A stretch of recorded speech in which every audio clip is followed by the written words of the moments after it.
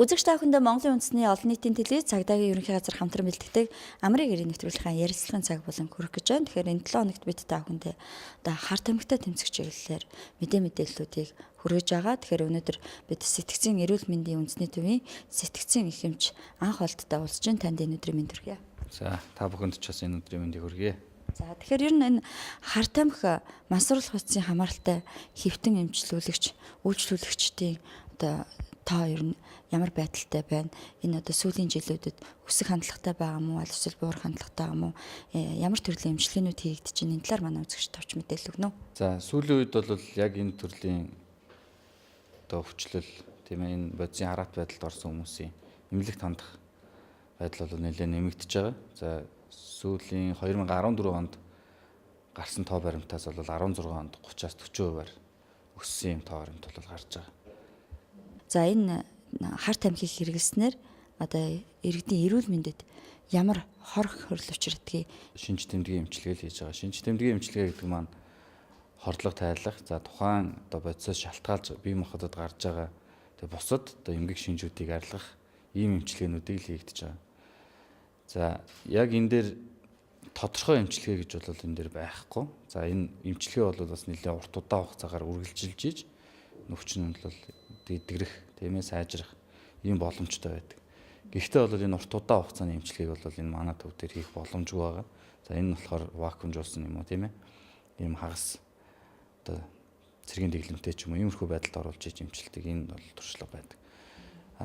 Мэдээж энэ дээр бол яг донтолтын үе шатаасаа хамаарат хөнгөн зэргийн юм уу ганц 2 удаа хэрэглэсэн ийм хүмүүс сэтгэл зүйч, тий, сэтгэл зүйн зөвлөгөөнөөр дамжиж идэгрэх, тий, өөрийгөө татаж авах юм бол боломжтой.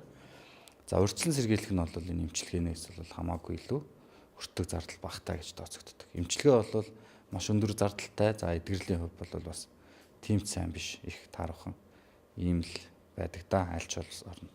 Энэ харт амьх мансууруулах сэтгцэд нөлөөлөх эм бодисуудыг хэрэгжилж байгаа одоо иргэдийн хувьд гэх юм бол нэлээд залуучууд дийлэнх хувийг эзэлж гин гэж байгаа. Тэгэхээр ер нь залуучуудаа бас энийг хэрэглүүлэхгүй байх талаас үүний хор нөлөөний талаас та ямар зөвлөгөө өгөх вэ?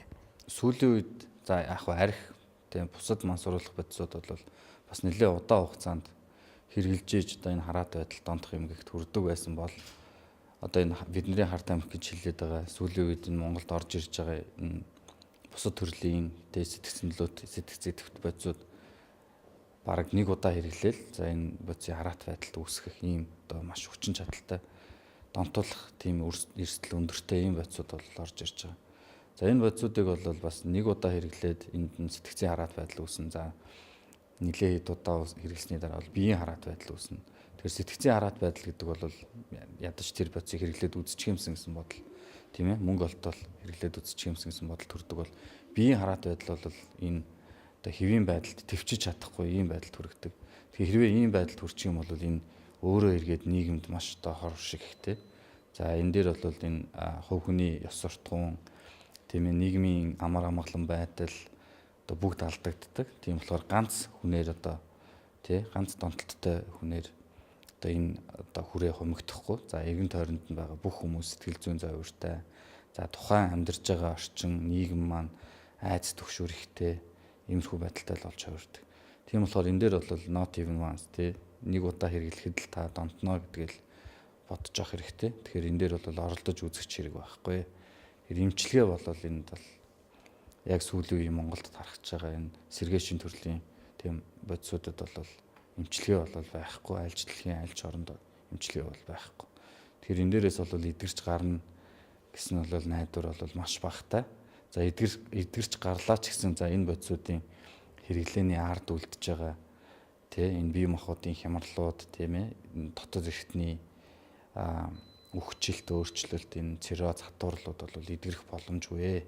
Эмчлэх цогц хөтөлбөрүүд одоо манай улсад хэрэгжиж эхлэв байгаа. Тэгэхээр энэ яг ямар хөтөлбөр хэрэгжснээр ямар үр дүн гарах юм? Манай улс бол сүүлийн 3 жил Коломбо гэдэг энэ Америкийн нэгдсэн улсын санхүүжилтээр явагддаг. За энэ үндэсний архиталт бол мансуурлын мэрэгчлэтнүүдийн холбоо гэдэг энэ холбооноос санаачилж гаргасан энэ зүүн өмнөд Азийг харагдсан Коломбо гэдэг хөтөлбөр байгаа.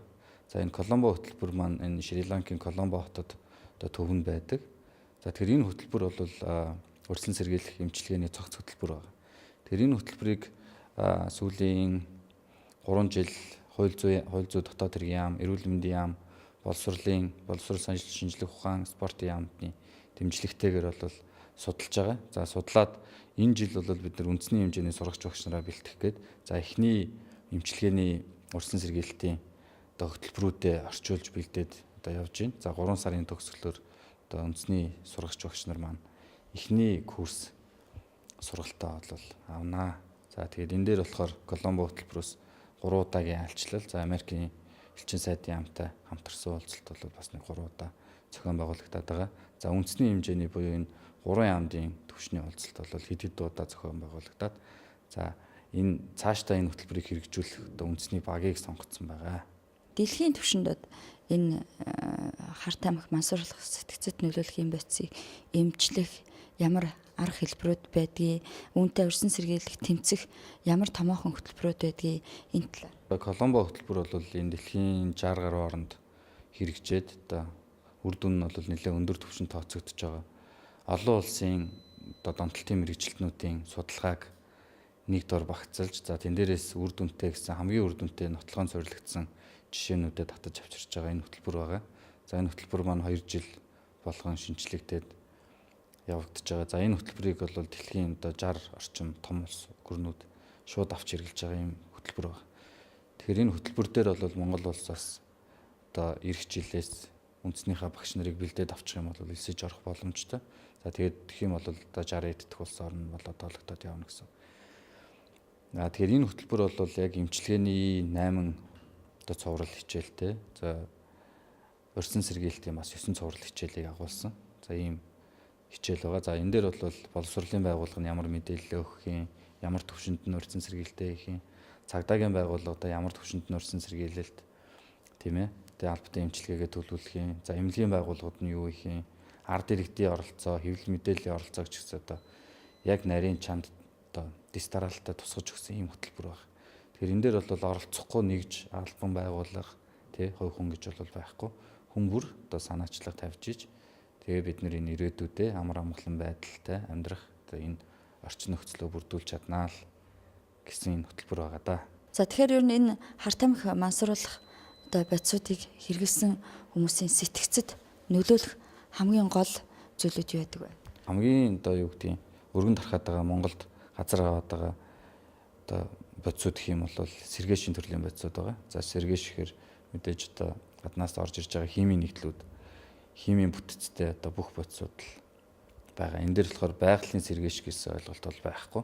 Тэгэхээр ямар нэгэн байдлаар химийн үйлдвэрт бүтээгдсэн химийн найрлагатай юмуд бол эрүүл мэндэд бол асар өндөр хор уршигтай тооцогддог. Ер нь бол хор уршигын хүчээр нь эрүүл мэндэд нөлөөлөх байдлаар нь энэ бодисуудыг Америк нэгдсэн улс бол 3 бүлэгт хуваацсан байгаа.